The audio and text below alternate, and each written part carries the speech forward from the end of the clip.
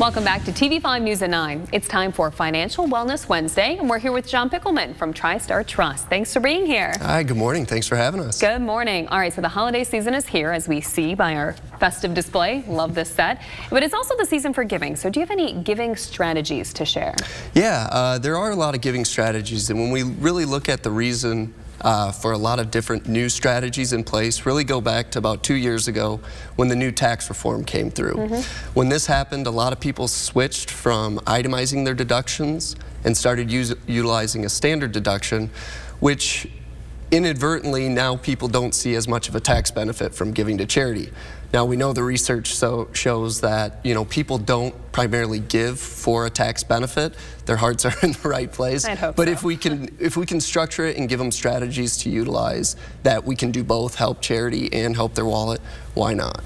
So the first one that we typically like to look at really works with people that have IRAs and that are 70 and a half. It's what we call qualified charitable distributions. And when you're at this point in your life, the IRS requires you to take these monies out and they're taxable income to you. Now you have the opportunity to gift directly from that IRA to charity, and you can avoid all that taxable income, whatever you give. All right, so 70 and a half, that's a pretty specific number. What if you're under that age? Yeah, for those that are under that age, there is a very unique one that's a little bit more in depth, where it looks at actually creating what we call a donor advised fund.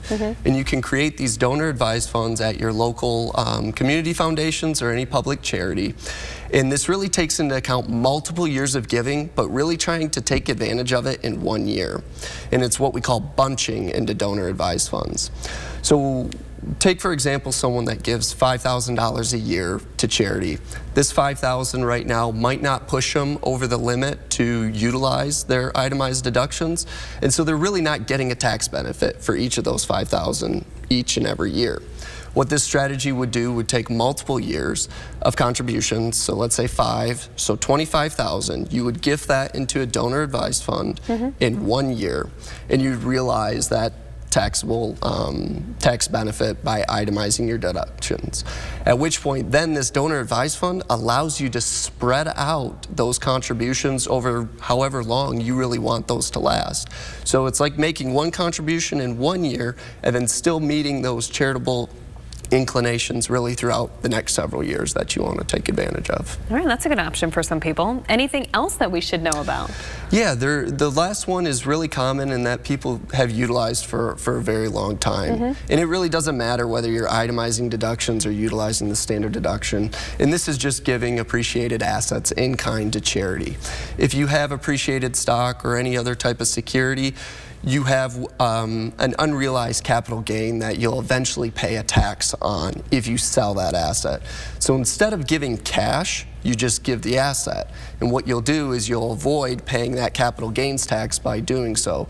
And in the event that you might be able to also deduct the full market value of the gift, works for a great benefit whether or not you're going to realize it or not. So a lot of different options for this season of giving. Yeah. Perfect. That's wonderful. Well, perfect timing to talk about this, and thanks for being here today. Thank you again. Really appreciate it. Now, if you want some more information, head on over to the TV5 Hot Links page.